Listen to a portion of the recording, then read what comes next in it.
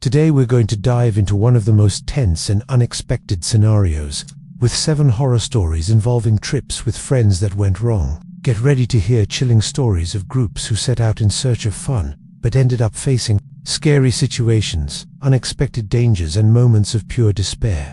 We're going to explore stories based on real events, showing that traveling with friends doesn't always guarantee safety and tranquility. So, sit back, check if your friends are really trustworthy, and let's start this chilling journey.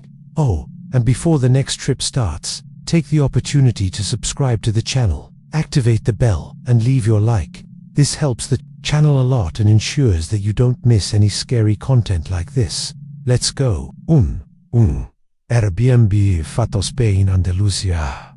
Countryside. A group of 6 childhood friends decided to rent a country house on Airbnb to celebrate the 30th birthday of one of them, Javier. The place, advertised as a rustic and secluded farmhouse, promised tranquility, stunning views, and total privacy. They arrived on a Friday afternoon, excited about the idea of a weekend away from the city, little imagining that their trip would turn into one of the scariest episodes ever recorded in the region. The house was old, with stone walls, small windows, and a garden full of olive trees. The host, a middle-aged man named Don Emilio, welcomed them with a discreet smile, explaining details about the property and recommending that they avoid going out at night due to the presence of wild boars in the forest. After handing over the keys, he said goodbye, saying that he lived a few kilometers away and that they could call if they needed anything. On the first night, the group took advantage of the mild weather to have an outdoor barbecue. Laughter, music, and wine filled the garden until late. In the early hours of the morning, while they were clearing the table, Clara, the most curious of the group, noticed a light on in the tool shed at the back of the property. She thought it was strange, but preferred not to comment so as not to spoil the mood. On Saturday, they explored the area, went hiking, and swam in the small lake near the house. Everything seemed perfect. The mood began to change as night fell. Miguel, the most playful, noticed that his backpack had been rummaged through. He thought it was a prank, but other friends also noticed objects out of place: a missing cell phone, charger, clothes folded differently, a wallet in the wrong pocket. Javier, trying to calm the group, suggested that everyone was tired and distracted. But that night, Clara woke up to a noise coming from the hallway. When she peeked through the half-open door, she saw a shadow crossing the room towards the kitchen. On Sunday, the discomfort intensified. While they were getting the house ready for breakfast, Anna found a camera hidden behind a bookcase. The shock was immediate. They searched the rest of the house and discovered 3 more cameras, in the bathroom, the master bedroom, and the living room. Panic set in. They tried to call Don Emilio, but the phone had no signal. Their cell phones, which had previously had full batteries, were now almost dead, and the chargers were gone. The group decided to leave immediately, but when they tried to open the gate, they realized it had been locked from the outside with a thick chain. Miguel tried to climb the wall, but hurt himself when he stepped on barbed wire hidden between the rocks. Fear turned to despair. Javier, trying to stay calm, suggested that everyone stay together and look for another way out. Meanwhile, Clara found a narrow passage behind a closet, leading to a dark basement. There, they discovered a makeshift room, with monitors, cables, and old video recordings of other guests. It was at this point that they realized they had been under surveillance all along. The videos showed couples, families, groups of friends, all filmed without consent, some visibly frightened, others arguing or crying. In one of the most recent videos, Don Emilio was seen watching a sleeping couple, whispering inaudible phrases. To the camera, their terror reached its peak when they heard heavy footsteps in the garden and voices whispering outside. The group locked themselves in the main room, using furniture to block doors and windows. Outside, they saw flashlights approaching. Someone was trying to force their way in, knocking violently and calling out each person's name. Anna, in a panic, tried to send a distressed message via Wi-Fi, but realized that the network had been turned off. Time seemed to drag. At one point, screams echoed outside, followed by absolute silence. Miguel, wounded, began to become delirious with fever. Clara and Javier tried to care for him, while Anna and the others searched for improvised weapons. The group realized that their host was not alone. There were at least 2 other people prowling the house, wearing masks and communicating by radio. Escape attempts were thwarted by booby traps scattered around the grounds, holes covered by leaves, steel wires stretched between trees, nails hidden in the grass. By dawn, the group was exhausted and in shock. It was then that they heard sirens in the distance. A neighbor, suspicious of the strange movement in the house, alerted the local police. When the officers arrived, they found the gate locked and clear signs of a struggle. Don Emilio and his accomplices had fled through the back, leaving behind recordings, masks, and evidence of years of crimes. The case gained national attention, being treated as one of the biggest privacy and violence scandals in Spanish hotels. The property was sealed off, and, to this day, local residents avoid going there. The traumatized friends never traveled together again. Each one dealt with the trauma in their own way, but they all carried the certainty that, behind the most welcoming facades, the worst nightmares can hide, and that, sometimes, danger is just waiting for the right moment to strike. Dosan Road, of No Return, Patagonia, Argentina. A group of 5 friends, Lucas, Marina, Rafael, Camila and Diego, decided to make their dream of a road trip along the legendary Ruta 40 come true, crossing wild landscapes of mountains, lakes and deserts. The trip, planned for months, was supposed to be a celebration of friendship and freedom, documented at every stop with photos and videos. What began as an unforgettable adventure, however, turned into one of the most terrifying stories ever recorded in the region. 4th day of their trip, after visiting a small village, the group decided to take a shortcut suggested by the GPS in their rental car. The recently updated device suggested a faster route along a dirt road with little traffic, cutting miles off the original route. Excited by the time savings and the promise of unexplored landscapes, they accepted the suggestion without hesitation. Little did they know that the GPS had been hacked, a method increasingly used by local gangs to lure tourists into remote and dangerous areas. The road soon proved treacherous. Signs of civilization disappeared, vegetation thinned out, and the icy wind blew dust and sand against the car windows. Cell phone signal disappeared. After hours without encountering another living soul, the car began to have problems. First, engine failure, then a strange noise from the front axle. Finally, on a completely deserted stretch, the vehicle stopped for good. The GPS, which had been so accurate, now only showed a blue screen dot at first. They tried to remain calm. Rafael and Diego tried to fix the car, while the girls looked for cell phone signal and drinking water. The atmosphere, which had been light, became tense as the sun began to set and the temperature dropped rapidly. It was then that they noticed fresh tire tracks on the road, going back and forth in the same direction they were going. Further on, they found the remains of an improvised camp, and, among the ashes, personal belongings of other travelers, foreign wallet, a torn passport, a broken camera. Fear set in. They tried to return on foot, but soon realized they were being watched. At one point, they saw an old car parked in the distance, with its headlights off. When they tried to get closer, the vehicle sped off and disappeared into the dust. The group decided to spend the night inside the car, locking the doors and taking turns keeping watch. During the early hours of the morning, they heard footsteps outside, whispers in Spanish, and the sound of stones hitting the hood. At dawn, they found a flat tire and dirty handprints on the windows. They decided to walk down the road in search of help, but the feeling of being followed only grew. On a bend, they saw 2 armed men watching them from afar. They ran back to the car, but when they arrived, they found everything ransacked, bags open, food stolen, cell phones destroyed. Despair took over. On the 2nd day, they tried to hide in the sparse woods near the road. From there, they saw 2 vehicles driving around the area, clearly looking for them. At a certain point, they heard gunshots in the distance and muffled screams. Camila, in a panic, suggested that they split up to increase the chances of someone escaping and seeking help. Lucas and Marina continued together, while Rafael, Diego and Camila tried to return to the nearest village. The group got lost in the desert. Lucas and Marina found an abandoned cabin, where they spent the night hiding, listening to footsteps and voices outside. Rafael and the others came across a barbed wire fence, behind which they found bloody clothes and torn suitcases. There was no doubt they were in the territory of a gang specialized in kidnapping and extorting tourists. On the 3rd night, Lucas and Marina were surprised by one of the criminals, but managed to escape and hide in a ravine.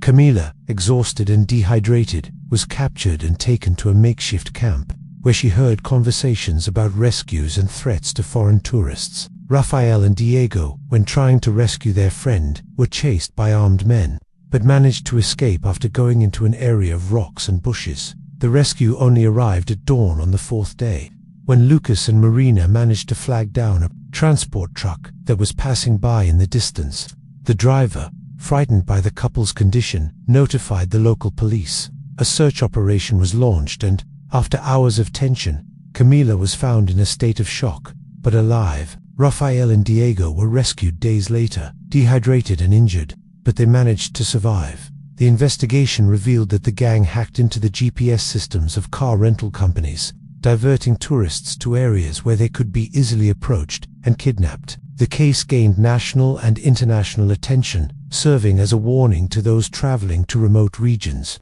The group of friends never fully recovered from the trauma. Each went their own way, but they all carry the certainty that, in the vastness of Patagonia, the greatest danger is not the natural elements, but rather the hidden intentions of those hiding on the side of the road.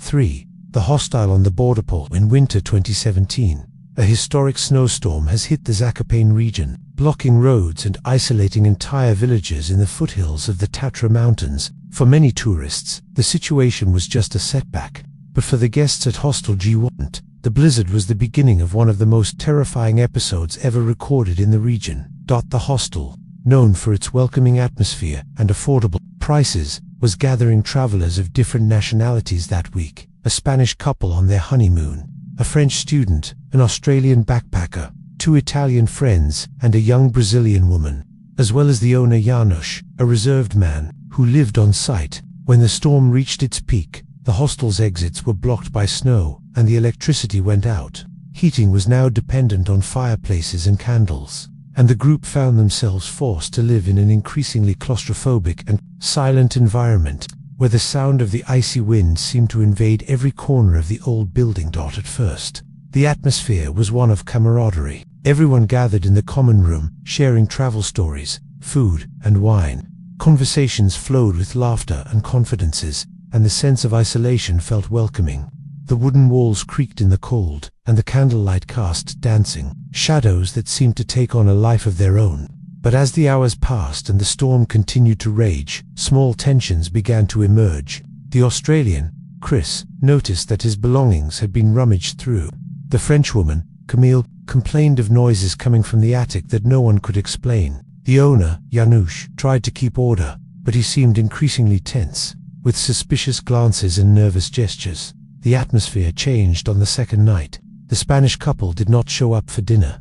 After a quick search of the hallways and rooms, they found the woman's body in the bathroom on the second floor, with clear signs of violence. The husband was missing. The shock was immediate. The hostel, once a refuge from the cold, had become a death trap.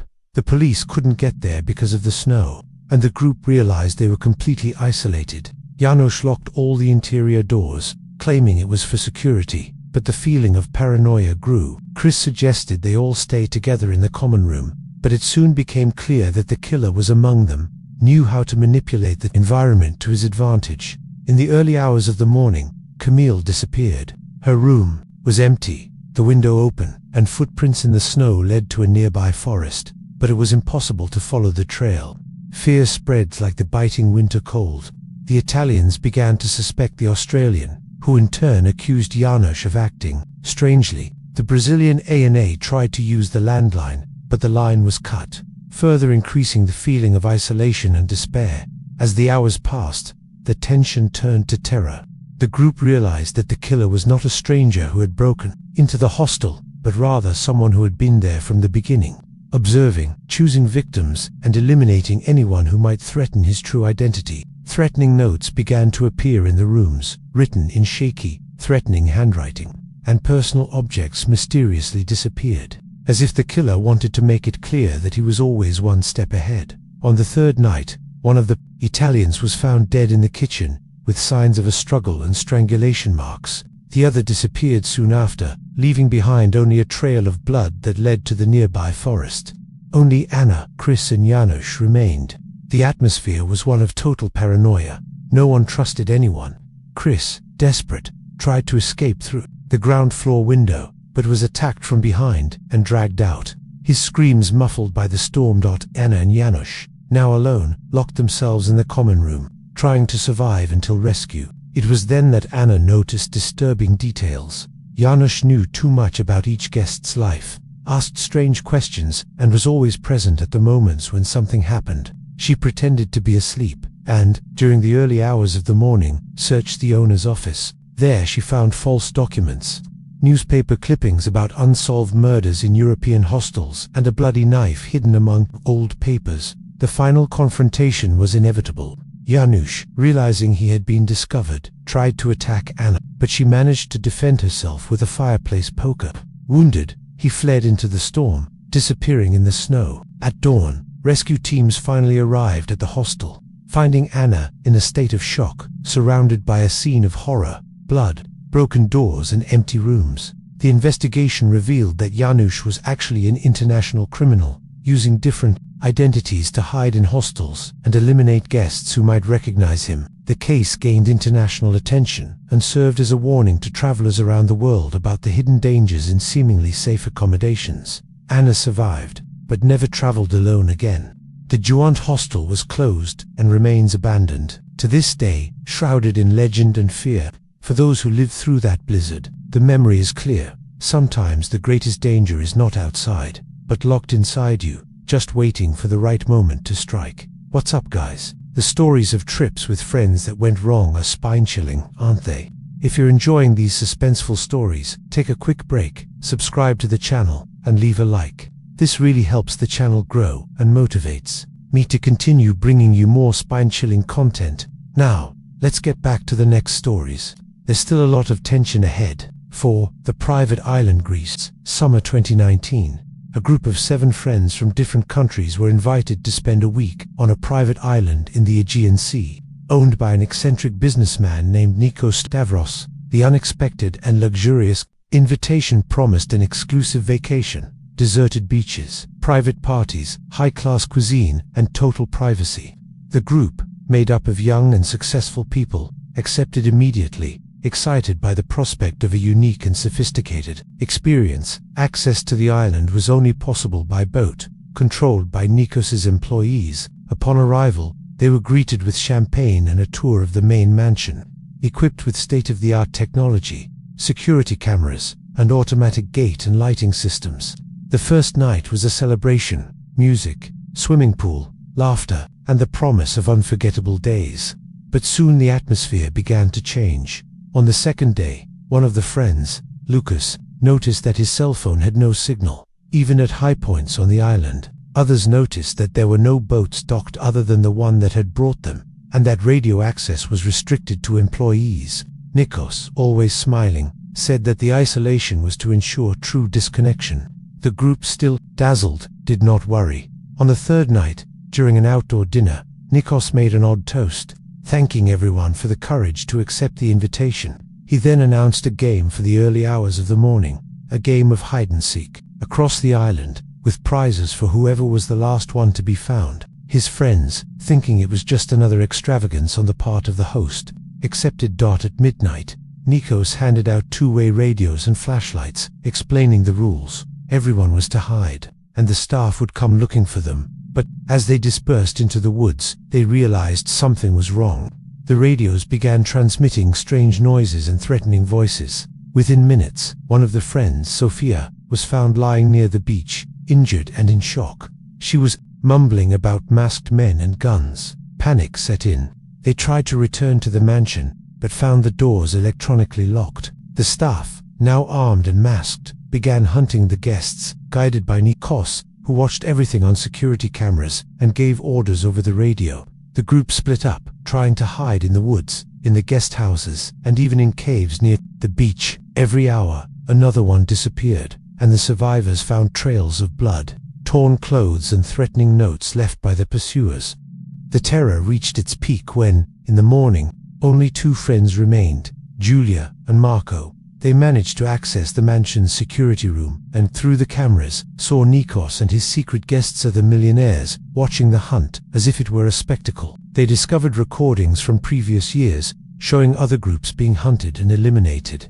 With meticulous records of each victim, Julia and Marco tried to send a distress call through the internal system, but Nikos intercepted the message and threatened to kill them if they tried to escape. With time running out, the two planned a desperate escape. They set fire to part of the mansion to create a distraction and ran to the pier, where they found a service boat. They were pursued until the last moment, but managed to escape, sailing aimlessly until they were rescued by local fishermen. The Greek police launched an investigation, but Nikos and his accomplices disappeared, leaving behind only the empty island, erased records and fear etched on the survivors. The case gained international attention, but was hushed up by lawyers and political influence. For Julia and Marco, all that remained was the trauma and the certainty that behind the luxury and the promise of exclusivity, the worst of human nightmares can hide: planned violence, the pleasure of hunting, and the impunity of the powerful. The story of Private Island has become a legend among tourists and locals alike. Many say that on silent nights, screams can still be heard coming from the forest. For those who survived, the bitter lesson is that the real danger can be found in the most tempting invitation, and when the door closes, there may be no way out. 5. The Mountain Refuge, Switzerland, October 2022. A group of 6 friends, Lucas, Helena, Andre, Sophie, Martin and Clara, decided to challenge one of the most famous trails in the Bernese Alps, seeking adventure and solitude in the middle of the wild nature. The plan was simple: hike for 2 days through valleys and forests, camp under the stars, and, in case of bad weather, take shelter in one of the mountain huts scattered throughout the region. What began as a journey of self-improvement and friendship would soon turn into a real nightmare, the kind that leaves deep scars and unanswered questions. On the second day of the hike, a sudden storm surprised the group. Strong winds, freezing rain, and thick fog forced them to seek shelter at the Steinwald shelter, a rustic wooden building isolated in the middle of the forest. The place, simple but functional, had a fireplace, bunk beds, and basic supplies. When they arrived, they found the shelter empty, except for an old diary and signs of recent use in the kitchen. The feeling of isolation was total. No cell phone signal, no radio, and the trail back already covered in mud and fallen branches. The storm intensified, making any attempt to continue the journey impossible.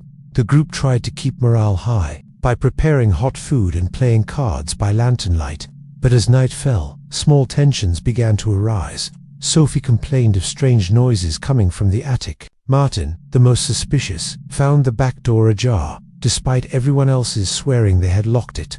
Helena noticed that some personal belongings had been moved. The atmosphere, once one of camaraderie, gave way to suspicious glances and awkward silences. In the early hours of the morning, Clara disappeared. Her bed was empty, her sleeping bag was thrown on the floor, and the back door was open, letting in the biting wind. The group searched for her around the shelter, but found only confused footprints in the mud, which soon disappeared into the fog. Fear set in. Lucas suggested that Clara might have gotten lost trying to go to the outside bathroom, but Andre noticed drag marks near the door. Paranoia took over. Everyone began to distrust each other. The group decided to take turns keeping watch, but by dawn, Martin had also disappeared. Only 4 remained, increasingly tense and exhausted. Helena found a note pinned to the attic door: "Trust only those who are not afraid to die." Their terror grew when they realized that the old diary contained accounts of other groups who had disappeared in the region, always under similar circumstances. The diary, written in shaky handwriting, described nights of vigilance, suspicion, and unexplained disappearances until, on the last pages, there were only scribbles and bloodstains. The killer, noticing the chaos, began to manipulate the groups. Paranoia, threatening notes appeared in coat pockets. Flashlights disappeared, and doors were locked from the inside at night. Sophie, in a panic, accused Andre of being responsible, claiming that he knew the area well and always suggested where to look for the missing people. Lucas, trying to remain calm, suggested that they all stay together, but distrust was greater than fear of the unknown. On the second night, Andre was found dead on the porch, with signs of a struggle and a deep cut on his neck. The group, now reduced to 3, collapsed. Helena tried to escape through the forest, but was intercepted and dragged back to the shelter, where she found Sophie locked in the bathroom, in a state of shock. Lucas, desperate, searched the attic and found a secret passage leading to a hidden compartment, full of personal objects from previous victims, clothes, documents, torn photos, diaries. Among the belongings were also recent photos of the group itself, taken without their noticing, and detailed notes about their habits and schedules. It was then that the truth came out. The killer was not an outsider, but someone who infiltrated the groups of hikers, choosing victims in isolated shelters and manipulating their fear to eliminate them one by one. The old diary was actually the killer's own, who recorded each attack in sadistic detail. Lucas, when confronting Sophie, realized that she knew too much about the disappearances and the shelter. In a moment of distraction, Sophie attacked Lucas with a hidden knife, but he managed to defend himself and immobilize her. At dawn, Helena and Lucas, injured and in shock, managed to signal a group of hikers passing by in the distance. They were rescued and taken to the hospital, where they reported everything to the police. Sophie was arrested, and investigations revealed that she was suspected of involvement in other disappearances in the Alps, always infiltrating hiking groups and operating in isolated shelters. The incident shocked Switzerland and gained international attention, serving as a warning about the dangers hidden in even the best planned adventures. The Steinwald refuge was closed, and reports of strange noises and lights continue to emerge among hikers passing through the region. For Helena and Lucas, the memory of that night remains vivid, a reminder that, even in the middle of nature, the greatest danger can be right next to you, just waiting for the right moment to strike. 6. The Terror, Trainately, Tuscany, September 2018. A group of 5 friends, Giulia, Enzo, Matteo, Lara, and Sofia, decided to board a night train from Florence to Siena. Attracted by the promise of bucolic landscapes and the charm of crossing Tuscany under the moonlight, it was the beginning of a dream trip, planned for years, and everyone was excited to capture every moment. The train, old and with few passengers, left the central station shortly after 10 p.m., winding between vineyards and sleeping hills. The atmosphere was relaxed. The friends chatted, took photos, and planned their itinerary for the next few days. At one point, they noticed a lone man in one of the carriages, always with his head down, wearing a dark coat and avoiding eye contact. Giulia commented that he seemed restless, but the others laughed, attributing it to the fertile imagination of someone who had watched too many movies. Around midnight, the train entered a long dark tunnel. Suddenly, all the lights went out, and the vehicle lurched to a halt. The silence was broken only by the muffled sound of the tracks and the nervous murmur of the passengers. Cell phones had no signal, and the intercom system was dead. The engineer did not respond, and the crew seemed to have disappeared at first. The friends tried to remain calm, using their cell phone flashlights to illuminate the carriage, but they soon realized that something was wrong. Locked doors, empty hallways, and the feeling that they were being watched. The man in the dark coat was no longer in his seat. Lara suggested that they all stay together, but Matteo, curious, decided to investigate the next carriage. Minutes later, they heard his muffled scream, followed by an eerie silence. Panic set in.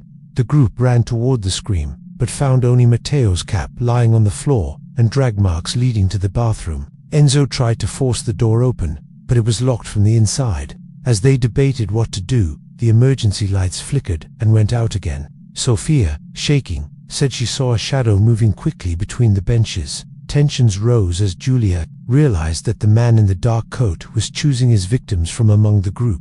In the darkness, they began to hear whispers and light footsteps, always close but never visible. Lara disappeared, trying to find help in another carriage. Only Enzo, Sofia, and Giulia remained, who locked themselves in a small compartment, listening to the sound of heavy breathing outside the door. The killer, who knew every corner of the train, manipulated the group's fear.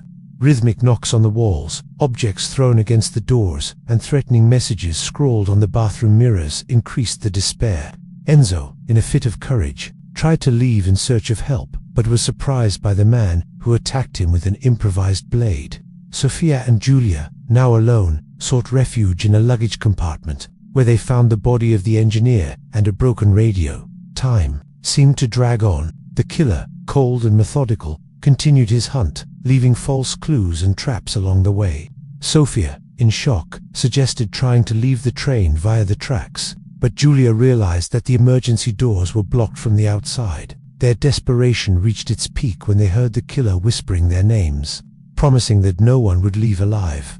At the height of her fear, Julia found an iron bar and, together with Sophia, set up an ambush in the central corridor. When the man finally appeared, there was a desperate struggle. Julia managed to hit him, and Sophia ran to the control panel, activating the manual alarm. The noise attracted the attention of railway workers, who managed to open the train and rescue the survivors. The killer was arrested in a state of delirium, identified as a fugitive, wanted for similar crimes on other trains in the region. The case shocked Italy and gained international attention, serving as a warning of the dangers hidden even in the most idyllic journeys. The night train between Florence and Siena was temporarily suspended, and the friends were never reunited. For Julia and Sophia, the memory of that night was forever etched in their minds, proof that even in the most beautiful settings, true terror can lurk, waiting for just the right opportunity to strike. In the days following the attack, Italian authorities thoroughly investigated the killer's background. It was discovered that he had boarded night trains throughout Europe, choosing victims from groups of friends and lone travelers, always taking advantage of security gaps and moments of isolation. The modus operandi was always the same: quick attacks, manipulating the environment, using darkness and panic to divide and weaken groups. The case led to a general review of railway security protocols in Italy and other European countries, with increased surveillance, a greater presence of security guards, and the installation of manual alarm systems in all carriages. For Julia and Sophia, the trauma manifested itself in sleepless nights, anxiety attacks, and the abandonment of train trips. They kept in touch, but the experience created a silent distance between them, marked by memories they preferred not to revisit. The once inseparable group of friends fell apart. The terror train became a legend among students and tourists, a warning about the risks of trusting in chance and routine, even in familiar lands. The episode served as a warning to travelers around the world. Behind the beauty of the landscapes and the comfort of the trips, there may be secrets lurking, and sometimes danger is just a carriage away. 7. The camp of the missing Banff National Park, Canada. It was the summer of 2023 when a group of 5 friends decided to go camping in one of the most remote and preserved areas of the park. Lucas, Mariana, Felipe, Anna, and Sofia were looking for a different adventure, away from the hustle and bustle of the city, in direct contact with the wild nature. The plan was simple: set up camp, explore uncrowded trails, and enjoy the tranquility of the place. On the first day, everything seemed perfect. The sky was clear, the air was fresh, and the sound of birds filled the air. They set up their tents next to a crystal-clear lake and spent the afternoon hiking along a trail that led to a hidden waterfall. At night, around the campfire, they told stories, laughed, and planned the next day. The feeling of freedom and connection with nature was intense, and the group felt invincible.